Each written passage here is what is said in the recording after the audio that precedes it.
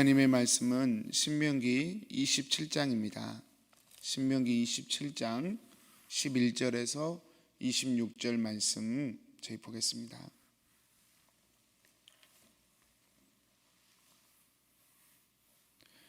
모세가 그날 백성에게 명령하여 이르되 너희가 요단을 건넌 후에 시므온과 레위와 유다와 이사갈과 요셉과 베냐민은 백성을 축복하기 위하여 그리심 산에 서고 루벤과 갓과 아셀과 스불론과 단과 납달리는 저주하기 위하여 에발산에 서고 레위 사람은 큰 소리로 이스라엘 모든 사람에게 말하여 이르기를 장색의 손으로 조각하였거나 부어 만든 우상은 여호와께 가증하니 그것을 만들어 은밀히 세우는 자는 저주를 받을 것이라 할 것이요 모든 백성은 응답하여 말하되 아멘 할지니라. 그의 부모를 경홀히 여기는 자는 저주를 받을 것이라 할 것이요 모든 백성은 아멘 할지니라. 그의 이웃의 경계표를 옮기는 자는 저주를 받을 것이라 할 것이요 모든 백성은 아멘 할지니라. 맹인에게 길을 잃게 하는 자는 저주를 받을 것이라 할 것이요 모든 백성은 아멘 할지니라. 객이나 고아나 과부의 송사를 억울하게 하는 자는 저주를 받을 것이라 할 것이요 모든 백성은 아멘 할지니라. 그의 아버지의 아내와 동침하는 자는 그의 아버지의 하체를 드러냈으니 저주를 받을 것이라 할 것이요 모든 백성은 아멘 할지니라. 짐승과 교합하는 모든 자는 저주를 받을 것이라 할 것이요 모든 백성은 아멘 할지니라. 그의 자매 곧 그의 아버지의 딸이나 어머니의 딸과 동침하는 자는 저주를 받을 것이라 할 것이요 모든 백성은 아멘 할지니라. 장모와 동침하는 자는 저주를 받을 것이라 할 것이요 모든 백성은 아멘 할지니라. 그의 이웃을 암살하는 자는 저주를 받을 것이라 할 것이요 모든 백성은 아멘 할지니라. 무지한 자를 죽이려고 뇌물을 받는 자는 저주를 받을 것이라 할 것이요 모든 백성은 아멘 할지니라. 이 이 율법의 율법의 말씀을 말씀을 실행하지 실행하지 아니하는 아니하는 자는 자는 저주를 받을 것이라 할 것이요 모든 백성은 아멘 할지니라. 아멘. 아멘. 성도님들, 오늘 아멘이 참 많이 나옵니다. 아멘이 많이 나오는데 아멘이라고 하는 것은 두 가지 의미가 있습니다. 첫 번째는 동의한다는 것입니다. 하나님이 세우신 기준에 제가 동의합니다. 받아들이는 그 하나님의 기준을 받아들이는 뜻이 있습니다. 이게 첫 번째 아멘의 의미입니다. 두 번째 또 아멘의 의미가 있습니다. 받아들이고 마는 것이 아니라 제가 그렇게 살겠습니다. 그렇게 움직이겠습니다. 라고 하는 뜻이 있죠. 그래서 의지의 순종이 들어 있습니다. 그래서 아멘 하면 하나님의 기준의 아멘 받아들이겠습니다. 제가 그렇게 움직이겠습니다. 라고 하는 두 번째 뜻이 이렇게 같이 들어 있습니다.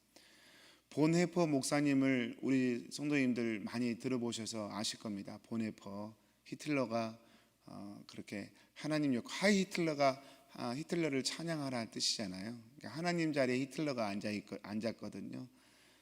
그러한 암울한 상황에서 이 본헤퍼 목사님은 미국에서 살다가 독일로 들어가셔서 그 반독재 운동을 벌였죠. 그러다가 이제 감옥에서 이렇게 돌아가신 분이신데 이 본헤퍼 목사님이 그런 말씀했죠. 유명한 말씀이에요. 하나님 앞에서 하나님 없이, 하나님 앞에서 하나님 없이. 굉장히 유명한 말입니다. 모든 일을 하나님 앞에서 해야 한다. 그러나 또한 모든 일을 하나님이 없는 것처럼 해야 한다. 이 참 상반되는 이야기 같지만 신앙의 아주 적절한 표현이라고 생각합니다. 성도님들, 우리가 하나님의 은혜입니다 라는 말을 제가 늘 사용을 하고 또 우리 신앙에서 정말 중요한 것이 하나님의 은혜입니다. 그런데 저희가 하나님의 은혜에 대해서 해석을 할 때에 우리가 많은 경우에 착각을 합니다. 저도 늘 이렇게 착각을 합니다. 은혜라는 말을 어떻게 받아들이냐면 자격 없는 자에게 거저 주시는 선물, 이 정도로만 해석을 해요. 은혜라는 말이. 그래서 난 아무것도 안 했는데 하나님이 그냥 주셨네. 선물로만 은혜를 해석합니다. 그러니까 은혜로 신앙생활 한다는 표현을 그 선에서 자꾸 해석을 하려고 하는 거예요. 그래서 할 수 있으면 하고 또 할 수 없으면 말고 그렇게 자꾸 이제 신앙생활을 그렇게 방향을 잡으면 자꾸 사람이 좁아집니다, 여러분. 은혜를 막 말하는데 일반 상식보다 못하는 그런 교회가 될 수 있어요. 여러분, 이 은혜라는 말을 저희가 십자가의 복음이란 교재에 공부했는데 그 2권에 이 은혜라는 거에 대해서 그렇게 해석을 하죠.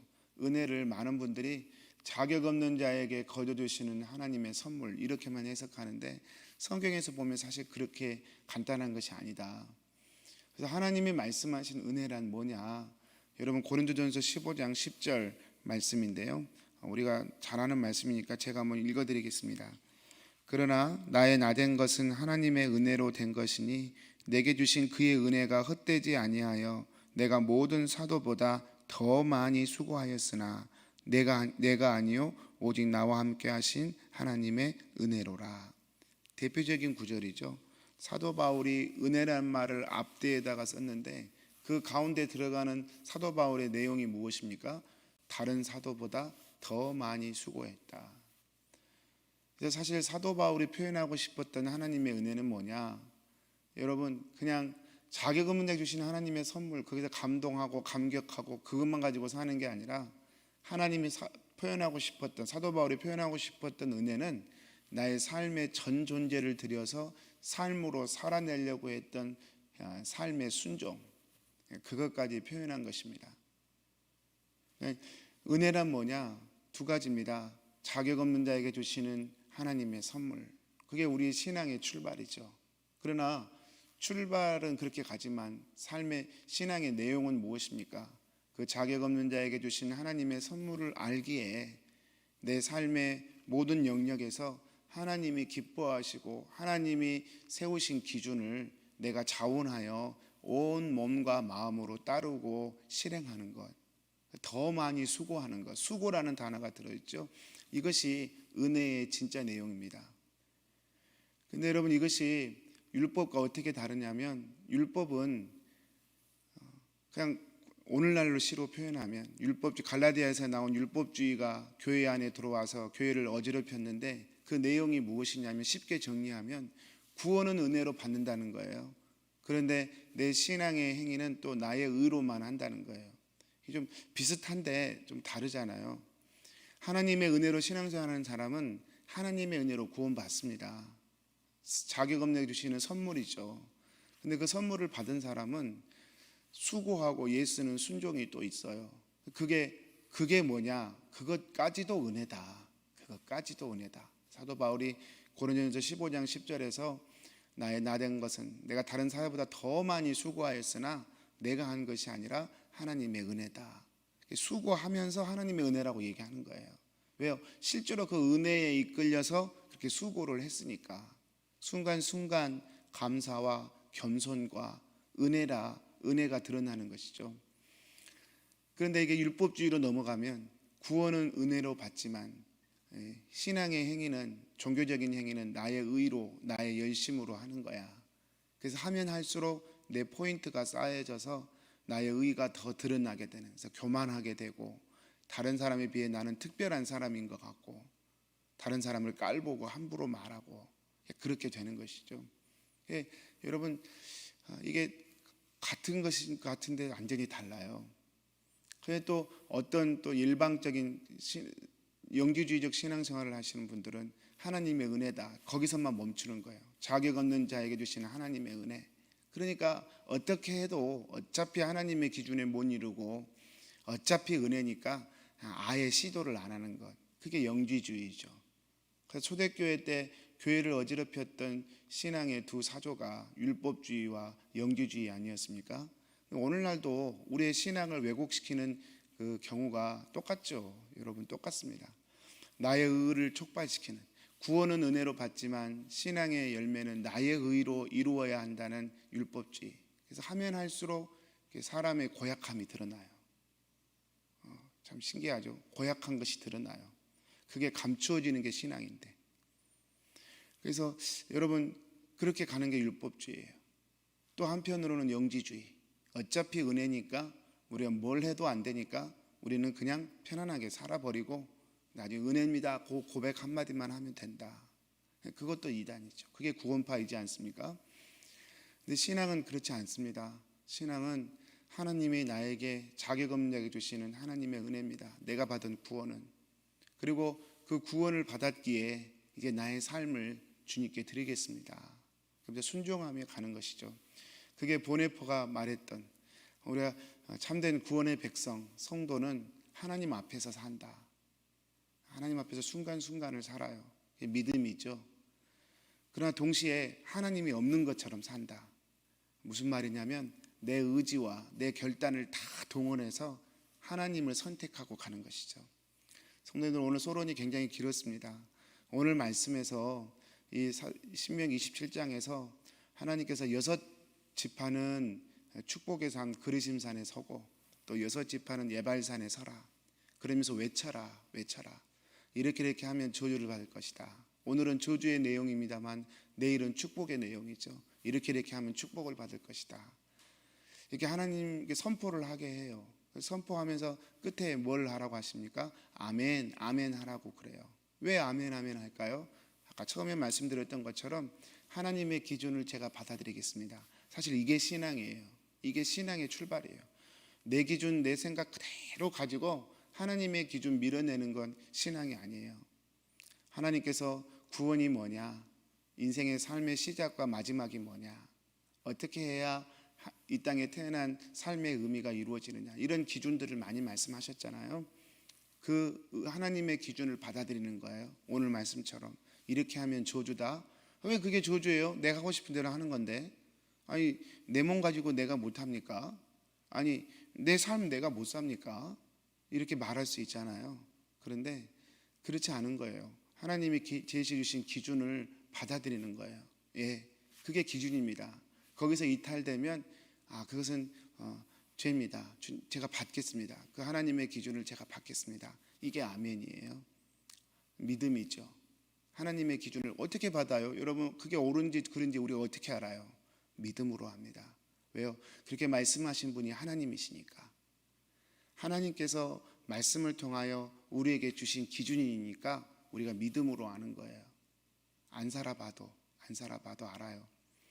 그래서 믿음으로 아멘 하는 거예요. 이게 믿음이죠. 그러나 그 믿음만 가지고는 믿음만 가지고는 표현이 좀 이상한데 믿습니다. 그 말로만 신앙이 해결되는 게 아니에요.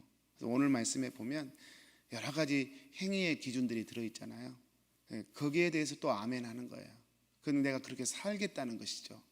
하나님이 죄라고 하는 것은 나는 안 하려고 안 하겠습니다. 주님이 복이라고 말씀하신 건 제가 하겠습니다. 주님. 그런 뜻으로 아멘 하는 거예요. 순종하겠다는 것이죠. 나의 삶으로 이 하나님의 기준을 이루며 살겠습니다. 이게 아멘의 뜻입니다. 사랑하는 성도님들, 오늘 말씀을 마치겠습니다. 신앙은요 2가지입니다. 오늘 또 우리가 하나님의 보이지 않지만 하나님의 통치 안에서 살아갑니다.